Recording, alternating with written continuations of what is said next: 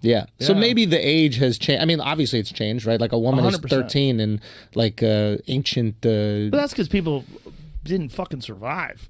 You know, it was hard to survive back then. Right. When someone got to breeding age, you bred with them as quickly as you could because they probably weren't going to make it to be 20. I mean, that's a wild like debate that's happening. A few guys like thousands of years ago. Like, I don't want to bang these young girls, but no one's living.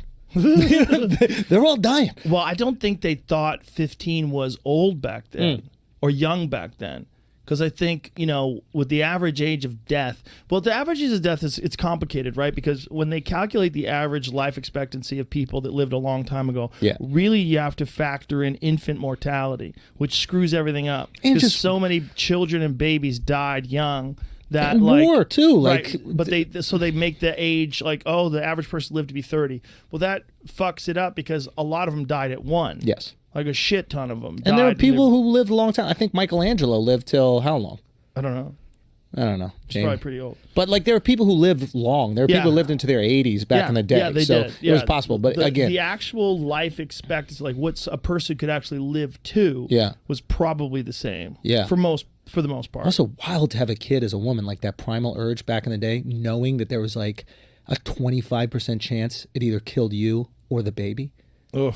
I don't know what those percentages are, but knowing every time you're going into this, that you want to talk about like that's why, I don't know, like when I hear a lot of like people like our age or whatever like that, like there's a lot of women like, I just don't want kids. And it's like, I understand intellectually why you might not, but there has to be a biological impulse inside of you yearning to do that. I don't think it's for everybody. I really don't think it's not for everybody. But I don't think that the urge is for everybody. You think there are human beings whose one purpose on this earth is to procreate, who just do not have that in them? I don't think that's the one purpose on the earth anymore. I think at one point in time when there was less people, I think the urge and the imperative to breed was much more strong. It was much stronger, and it was much more of a focus. I don't think that. I think the way nature works, and this is me just completely guessing, when there's an abundance of people, like in urban situations, people are much less likely to have children. Do you know that that's the argument for underpopulation, right? Population collapse. This is why Elon keeps having kids. Like the population collapse is... It's not single-handedly trying to like bring the population back. But he literally is. Like he's having a bunch of kids. He's having 10 kids. But he's having them he's doing with surrogates. It's not like he's just shooting loads into people. Like he's making embryos and in vitro fertilization. And it's like he's doing wild shit. That is the dorkiest way to have kids. People. But he's trying to do that. Yeah, he's but trying to leave make a lot of in, people. dude. Like if you're gonna do the act, if you're gonna be with the person, you might as well enjoy it. But I think genuinely he wants to make as many people as he can. Genuinely. That's why he's like saving embryos and doing in vitro fertilization. Like he's genuinely trying to contribute to the population. He thinks that population collapse is a real issue. If you talk to him about it, he has a compelling argument about it. I like to hear.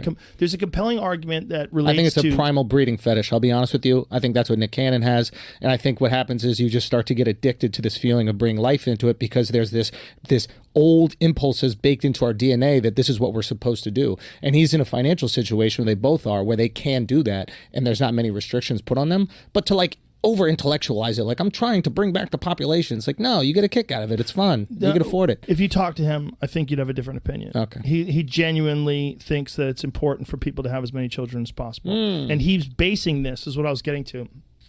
There's studies where they talk about urban environments and highly educated people are having less and less children. Yeah. Because the woman has a career, the man has a career, Yep. they put it off. Did you ever see Idiocracy?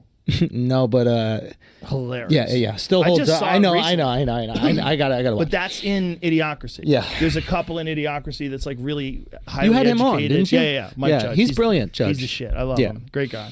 He lives here.